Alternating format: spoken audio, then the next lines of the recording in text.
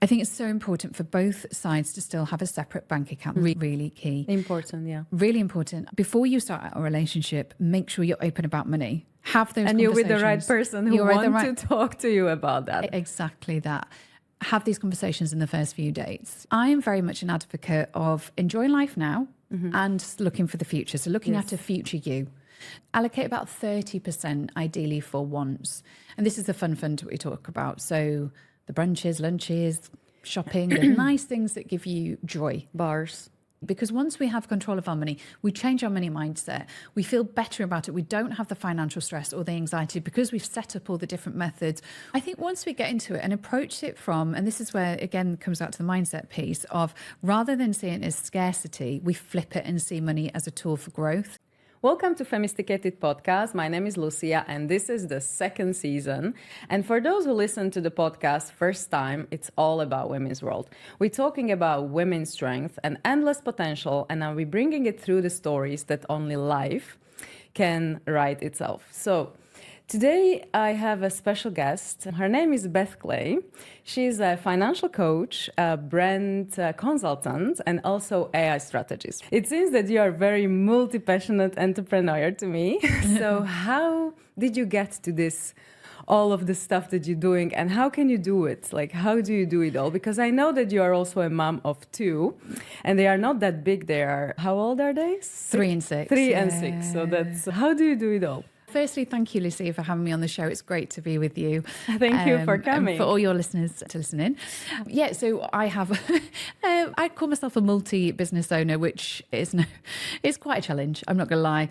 When I left corporate, so I can give you a bit of a journey about where I've come from. So I was in corporate for about 16 years. So I used to work for the UK government back in the UK for about 13 of those years. So with previous prime ministers and different government departments, predominantly on communications strategies, briefing on various public campaigns through to crisis communications. Probably worked in most government departments that was going. Yeah, it was an absolute fascinating journey, and it's one that really built me for where I am now. And then we moved over to Dubai, and I came into an industry like a multinational PR firm that opened my eyes to a completely different corporate world as well. So I was there for about 2.5 years. But I've always had this entrepreneurial streak in me. And it started from university when I wanted to try and set up my own sort of fashion e-commerce brand, but never really got round to doing that. And I've always regretted it. It's one of those that I think back in the day could have been something huge now. But life took different route. You go on different journeys. So came to Dubai, and Dubai is full of entrepreneurial spirit. I know it sounds really like cliche and a bit cringe, but you genuinely just arrive here and everybody has such strong entrepreneurial spirit, and you meet people who are like, I'm setting up this business and I'm doing that, and the energy is just there. And I was like, I really want to do something. But I love it though. I love the spirit of this city. No, I do as well. But it just came to, and I was like, I really want to set up my own company, my own business. But actually it came from passion of kind of starting to talk on social media about financial wellness. So the first company that I established was, and which I still run now, is on financial wellness. And this is born perhaps through my own money journey and ways in which I've been on, but obviously observed over the years people's journeys, and particularly women in general, about how they approach money. And I just started talking openly about it on social media, and it started catching on, and people seemed really interested in the fact I was just having raw, open, honest conversations about money. And it just grew. I was invited to lots of podcasts, then onto various talks. And then I was trained as a financial coach alongside my very busy corporate job, because it was an area that I felt really passionate about. So then I started to go into corporates and delivering financial wellness workshops. And so I do a lot of that now still. And then actually coaching individuals. So I coach a lot of women. Some of that now is through my membership that I have, but one-on-ones and couples coaching as well. So couples is a very different element when it comes to finances. So yeah, for me, that business side of the business was to make it very accessible and open, and a passion that I can speak from the heart. And it's very important actually to talk about money and finances and everything like that, especially with women. Absolutely. Who sometimes end up in a situation when they have no choice because they made the wrong choice of a partner, for for example. And so true. Yeah. so that was my question. What would you recommend to the women to do with their finances? They entering the working world, what they should do from the beginning, even if they're young, they not like having kids or partner, but they thinking that they will have one day, and what they should do what every woman should do in this. I think it's about being conscious with your finances. I am very much an advocate of enjoying life now and looking for the future. So looking at a future you. So regardless of where you are in your life, you don't know what that'll have. That may be that you want to have a business in 10 years' time. Perhaps you're starting out in your career, but put aside money now for future you. So enjoy now as well. Like I always say that, and I advocate for what I call like a fun fund. Yes, I understand that part. I love it. I talk a lot about that because it's important to enjoy life and look at those and allocate spends for things that bring you joy and your values in life, but also putting aside money for future you. So whatever it is you want to achieve in life. Now, it's hard. I have a lot of conversations with women who say to me, I don't really know what I want to do in 5 or 10 years' time. I'm really focused on just getting through now. But I say, just try and what would be your dream life? And that's okay if that changes. And then when they think about it and they step back and they say, okay, maybe I want to have a business or go part-time or do a huge travels around the world, or I want to perhaps set up a family and things like that. You're not always going to know what's 5-10 years ahead, but if you try and get that mentality of trying to save for a goal that brings you joy, something you can look forward to in 10 years or 5-10 years time, that keeps you motivated. And the challenge is, when I speak to a lot of people, and I've studied a lot around the psychology of money, this is why I'm quite passionate about it, but a lot of times people say to me, I just need to save. I just want to save. But they don't know for what they're saving, right? And I say, okay, but what for? And they're like, no, I've never really thought about what for. I just know that society tells me I have to save. Okay. Yes, it does. But what do you want to save for? Because as I said, you may find 5 years' time, actually at the moment, I think I want to set up a business, but it comes to 5 years, you've settled down, perhaps got a partner, and now you're thinking ahead of buy a house and move to a different country or do something else. Now that's fine, because that goal can slightly shift. Or you want to set up the business maybe a few years after that. But it's getting in the mentality of trying to create a financial goal, because that keeps you motivated to save when you have something in mind, and when it's thinking about what you would like in the future while still enjoying the now. That's really key. And what I would say to anybody, if you're young, starting out on your journey, the most important thing, and the thing that I wish that we were all taught this, is try and find ways of small amounts of investing. Get into the habit of investing. I wanted to get to this part as well, to Yeah. the investment. Is there some ratio that you would say, okay, you have this amount of salary or this amount of income, for example, when you're talking to women, and what's the right ratio to do, like in savings, in this joyful experience, and it's like operations and stuff? Is there some key or some secret sauce to this? There is a model that a lot of financial experts advocate for, and it's slightly tweaked, but in general, and this is what I coach on as well, is there is a model called the 50-30-20 model.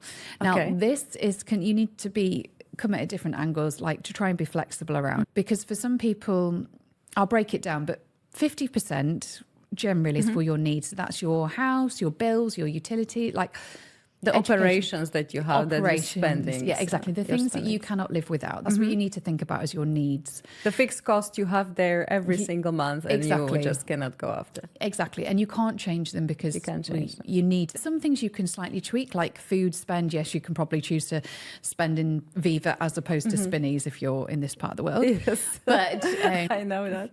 But it's just about, you can obviously be a bit more conscious around that, but really thinking about that need spend is about 50%. Then allocate about 30% ideally for wants. And this is the fun fund we talk about. So the brunches, lunches, shopping, the nice things that give you joy. Bars.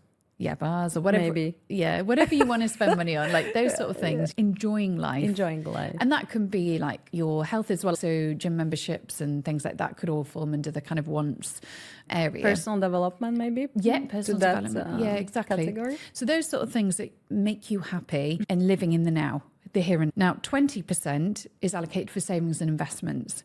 Ideally, and many people come to this region, this part of the world, thinking, I want to save half my salary. Like 20% doesn't seem very much. For others, they may say, I'm struggling to get to 20%. Yes. Now, in this, where we are currently, inflation is quite high, rents are higher, and salaries aren't necessarily increasing. And this goes across the whole world in various dynamics. But so a lot of people may struggle to get to that 20%. As And many people obviously feel that frustration when they can't save more than what they want to be saving.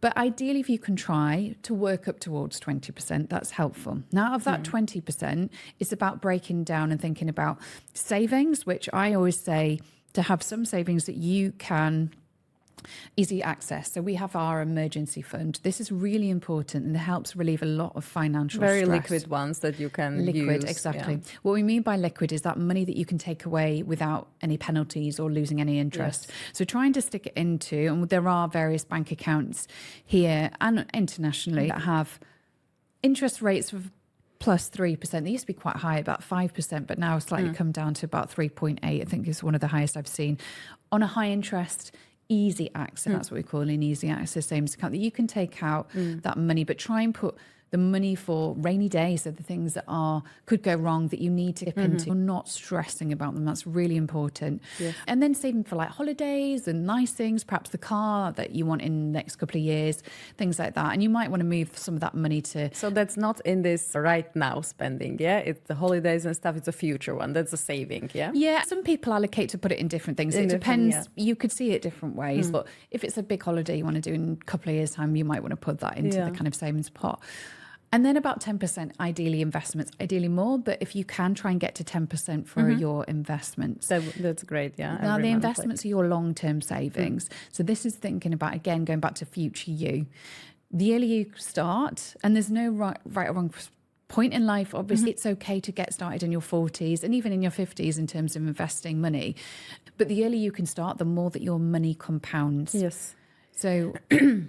probably won't get a chance to go into loads about investing, and I know it can feel quite technical, but there are various platforms that allow you to invest your money in huge amounts, but you can also the smaller amounts. You don't need lots of money to invest, but they enable you to invest in things what we call like index funds or ETFs. And what they mean is lots of different companies. So it's diversified across perhaps even hundreds or thousands of companies. Do you help women with this as well when you're coaching them? Yeah, exactly. Yes. Where to invest? Like where is the safe space to invest, and some platforms that are really well working for them, and are you recommending them those? Yeah, exactly. I talk around that. I'm not a financial advisor per se, so I have to say that this is educational wise, but I talk them through what platforms like and examples of platforms that you can use. So there's a couple of big ones in this region that are accessible to anybody, and you can use them should you move back to your home country. You can still use these platforms and you can access worldwide funds, and that's the important thing. So I talk through that breakdown of what we call like asset classes in terms of what sits within these funds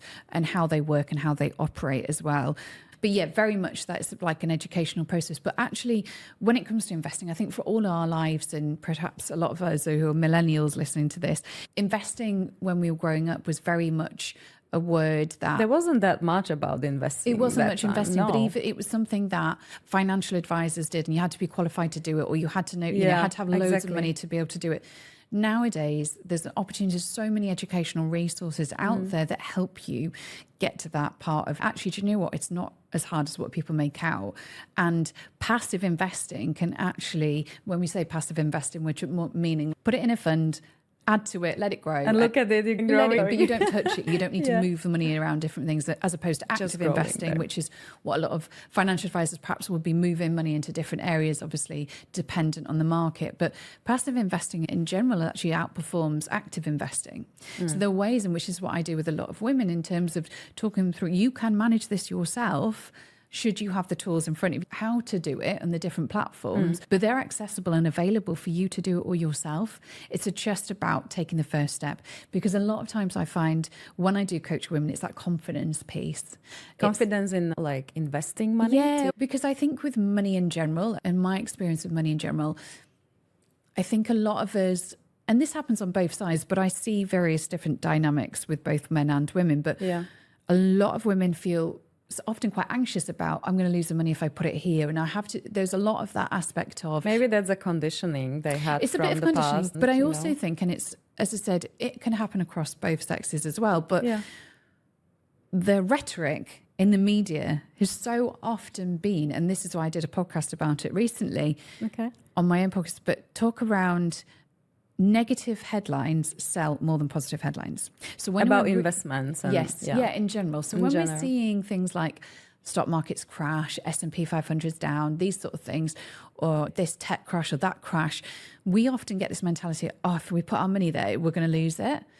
And this is what happens is the media feed into that appetite of that fear and that anxiety, which put us off when we see things like, oh gosh. But then because of this fear that we have, maybe they can invest in different portfolios that, when they lose on one end, they gain on the other. And just to say this, for 5 years old, you lose like 5 apples, but you gain 7 pears. Exactly. So that's it's that mentality of diversifying. Yeah. So this is why we talk very much around, don't put all your, yes, it's okay if you're investing in a small amount in a single stock or something like Nvidia, for instance, which a couple of years ago you could buy quite cheap and has done really well. Yeah. Yes, put a little bit of money to try those different things that are coming up, but as much as you can diversify your money so it's spread across different areas. And when we talk about, for instance, I'll give the example of the S&P 500, which is the top 500 US companies.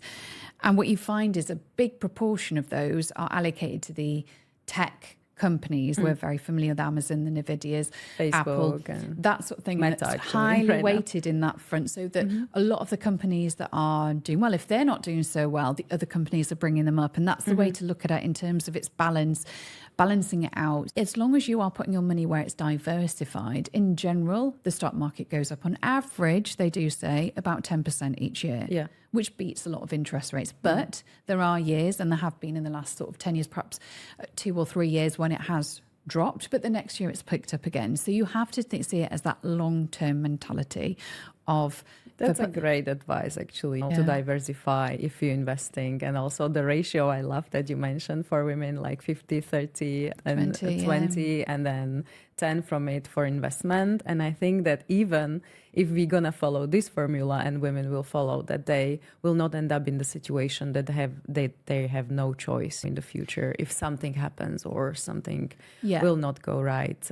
But no, I think you're saying, and I think when it comes, I don't know if perhaps we're going to come on to this, but in terms of relationships as well. That's what in terms of relationships, because women, when they're single and they follow this formula and they have this key, they have everything under the control, and they are only one who are controlling all of this. They have this in them, and we can do it. We are organized and we can do it. That once you enter the relationship and the partner might have different point of view on investing or on saving money or on spending money, what is your recommendation in this case? How the opening of bank account should look like? What would you recommend to women? Keep their account and let the husband or spouse to have his account and have one together? Or what is, because this is a big deal actually nowadays, because I think that men are confused nowadays with all of this feminism around, and they think that there is something against them, which is not, by the way. It's talking about equality and opportunities, and women also wants to feel safe. And once we have kids, we are moms. At some point in our life, we do have to feel safe. We do have to have safe space, even financially. And if women are not saving, if women are not investing, and they just enter the marriage and they kind of have nothing safe, they have to rely on someone, on the husband. And many times it's a good choice. I'm not saying that all of us or all of the women make a wrong choice, but what if? So what's the right thing to do here? It is really complicated and challenging, and it's one that comes up time and time again, for sure. I think the most important thing, going back to this, is when you're starting out in a relationship, make sure you're open and honest with each other. So communication is key. Open communication is absolutely key. So many relationships that I know, I think it's 2 in 5 relationships keep financial secrets from each other. And that's so bad, actually, because then you got to the surprises you don't want to know. Exactly. And this is why I advocate for a lot of open communication. So being open and to each other's financial dynamics. Situation and dynamics. So one of the other things, and like just going back a bit more around the psychology of money as well, because one of the things I do in my couples coaching is what we call like money personalities. Different couples will come to, or different people in couples may come to relationship with financial baggage. We will come with a form of financial baggage. You mean loans and stuff like that? No, so more mentality as well. Okay. This is why I'm talking about, I know I'm going backwards around, but it's really important, the open communication part. This is why I say cement the foundations first, because one of you may come and you might be aligned in so many other areas of your life. But when it comes to finances, if your other half has been brought up perhaps or seen a lot of debt or experienced a lot of debt, or money's just being quite fluid in the family and spent, they may come with a different financial baggage from the one that you may have come from, which has been saving, we've got to put money in this, it's very controlled and this sort of thing. Yeah. Now, this is really important to address, because before marriage, like what happens is these conversations aren't talked about.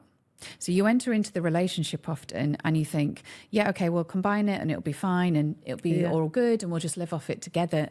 And what happens is one half ends up spending a lot. The other one wants to save, but they don't know why each other's doing certain things. And therefore what happens over time, that erodes and the marriage and the relationship can break down purely on the financial terms, but they won't have realized that.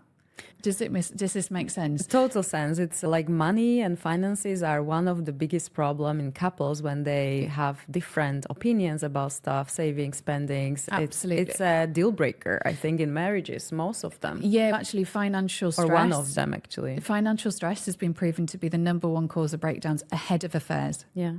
So what it would prevent is this open communication. So it's open communication and understanding where each other has come from in terms of their emotional backgrounds and where they're coming from. If they recognize the certain traits in each other, okay, I recognize I'm a bit of a spender, but I want to be better at saving, and I see that you're great at doing this. And the other perhaps may be what we call like almost like a hoarder mentality where they can't spend any of the money because they've seen it being lost, and therefore, so it's about trying to work with each other's strengths in the relationship. And this is what I advocate for, is open communication. Have a money date once a month to try and come together and talk through. Talk about money. Talk about money. Go to a separate cafe, somewhere away from home, somewhere where it's a neutral space, and really come at it in the beginning of the relationship with your financial goals together. What is it you both want to achieve? One of you might want something, the other might want something else, but try and come at it and say, listen, this is where we stand. Perhaps the one half brings a lot of debt. They could do, but it's about saying, okay, how do we manage that together? Recognize that you're in that space. I want to be here, but how do we work and align ourselves and have those financial goals, like the paying down the debt, but also spending on the holiday that we might want to have? How do we allocate it into different savings space so we're coming at it together? That's really important. Making sure that you're revisiting it on a monthly basis as well, and just keep coming back to those open conversations around it. Now, when it comes down to going back to your point around bank accounts, I think it's so important for both sides to still have a separate bank account. Really key. Important, yeah. Really important. I have seen relationships where this hasn't happened and the wife has been relying on the husband's credit card, and when the relationship's broken down, that's cut all ties and they've got nothing. I know, yeah, this is a disaster. But there is so many couples who lives like that. I know couples who live like man has his own account, woman doesn't have an idea about his money, and she's getting like allowances in certain amount. It's not enough, and you might even have a credit card, but what if something happened? What if that man will fall for other woman and he will leave, or something happened to him? Or so I think it's really important. And the other way to see it as, and this is what's hard in relationships, okay, so when you're having that conversation, the husband might be like, we don't need a card, just live off mine, it's fine. You shouldn't go for it. You shouldn't fall for this kind of, I'm going to fully support you, don't worry about anything. Yeah, but I think also what the woman should be also emphasizing, and this has happened this is from where my own background comes from. Okay, so my dad, I always talk about this many times, but not on Femisticated podcast. Not on your podcast, no. But so my dad was brilliant with money, and he was incredible. Like in my eyes, he's like infallible, a brilliant father and husband. He passed away really suddenly. Now, because he was brilliant with the money, he'd looked after it, he'd set everything up. But all of a sudden, my mum's having to look after all the finances on her own with 3 children. Thankfully, my dad had sorted all that and it was all good. But the point being is that she never needed to look after the finances to that point. Because he was there. He was doing it all. That's his job, actually. Exactly. That was his job, his corporate job, but also he helped do that and mold the family and set us all up. The point being as that I think for women struggling to have that relationship with their other halves is to say, something might happen to you and I need a bank account. Okay. Exactly. So not always thinking about it, you may leave me for another woman, but actually if you were to leave, drop dead tomorrow, and I can't access your money and I don't have my own bank account, That's true. this is really important. So I think when we're thinking about it, when we may struggle to have those conversations because the other half says, no, you don't need that. I've got it all in hand. It's all good. Look, You should set the boundary set and the go boundaries, after make it. sure that you have your own bank account. That's really important. And I think it's just, even if if your husband pays you like a regular amount each month, if you're not working, that's fine. But just make sure that, there's money coming into your account if you can, and just have that. So that feels, and I think for a lot of women, particularly women who perhaps moved with a husband to Dubai or this region, they may have had a job home, now they don't have a job. Yeah. And actually, I've spoken to women who feel that sense of disempowerment, like they now don't dependence have and they're no now dependent freedom. and they actually just having something that comes to them and they manage the money. I was having a conversation with a friend recently who was like, she's just asked her husband, she's like, please let me pay for all the bills. Like, even if you just give the money to me, I feel like it's coming out of my account. At least I feel empowered to do that. Because that's what happened when we have the confidence and that sense of managing the money. So I think it's really important that, before you start a relationship, make sure you're open about money. Have those and conversations. you're with the right person who wants to talk to you about that. Exactly that. Have these conversations in the first few dates. This is really important. And I know it doesn't sound sexy. I get that. But if you have a sense about how they are and how open they are about money, then you're going to know you're onto a winner in terms of how things are going to be later down the life in the relationship. Yeah. But when you get to that point, you're like, okay, we're getting married. Let's have our own separate bank accounts. And you know what? It may be that you have money and you spend it on the things that bring you joy, and he does as well. But you come together, you're aligned in terms of a joint bank account, whereas the bills come out, the money to go to the joint saving goals, the financial goals that you have together. That's where I see the dynamics work best. So I see here 3 accounts, 1 joint account and 2 separate accounts. Exactly. But should women has an idea about how much money her husband, spouse has in his account? Should this be like... I think, yes. I think it's important. That should be normal. I think that's normal. Absolutely. I think it's really important to be open about what each other is earning or where the money's coming from. Yeah, do you know what? The husband might want to treat the wife to it or partner to things every now and then, but trying to be open about where the money is generally, like roughly how much they're earning and how much they're spending, that's really important. But what we don't want to get into, this is why I say it's important to try and have separate bank accounts, is we don't want to get to that point where, you just blew $500 on this and I saw that come out the joint account, and that sense of what are you doing down there, and you don't want to get into that nitpicking sort of thing, which is why it's important to have your own spends, your own things that bring you joy, and understanding how we're spending money and where the money goes, and if there is something suspicious, you just know what's happening there. Exactly that. So that's really important, to just be open as you can be, but as I said, try and control your own happy spends is what I talk about. So the things that bring you joy, you're both controlling your own separate things. And that's when it works best. But become aligned in terms of your financial goals together. Now, in certain relationships, I'll give my example of my relationship when I was moving from corporate into entrepreneurship. Now, I said to my husband, like, we had different financial goals and we've managed to meet a lot of those. And I said, listen, a couple of years, it's about 18 months ago, I was like, I really want to set up my own business. And I know that what it's going to take. And I did all the maths and I worked all that out. And I said, listen, if it's all right, if we can focus on that financial goal of building up what I call the Freedom Fund, which is the money that got me to the place where I've got that buffer, I've got things. Oh, that's so nice, though. Set up. But so we worked on that together. So a lot of the savings that we had, everything went into setting up the business so that I was able to transition smoothly into... But that's, you have supporting husband who agrees with that and who has the same goal, and you just agree on them. But I mean, it was hard. I'm not gonna lie. Like, obviously, that I felt guilty because that was my financial goal. Do you know what I mean? Like, even it was more weighted on my side in terms of, yes, it was going to bring me joy and that would help the relationship more, and it would mean that. Yeah, and this I think many women has, that this is the guilt that comes because you want to have, but this should be normal actually, because it's your life. Yeah, you human being the same way as your husband's is, and you want to have something that you love, that you have joy in, that you do with all the passion, and also bring money to the family. So most of the time women has this guilt, and I have it too sometimes, but we shouldn't do that because I think men would never do it, that they would never question this part. They would just, I'm doing it for the family, I'm earning this money and I'm doing it this way. Many times it's like that. You're totally right. Yes, I do think there is a you're right. I think and that's been a mentality shift for me to get over as well, and that kind of all the fear of making it work. So Yes. I say I do have the other business as well, which is in brand consultancy. In a brand consultancy, yeah. Yeah. So I think for me as well, like important to diversify the income streams, which is why I set up the brand consultancy area. And that's like operates off the last 16 years of the experience that I had in that field. Yeah. That almost I could do off the back of, I could do it any time sort of thing. It just comes from here.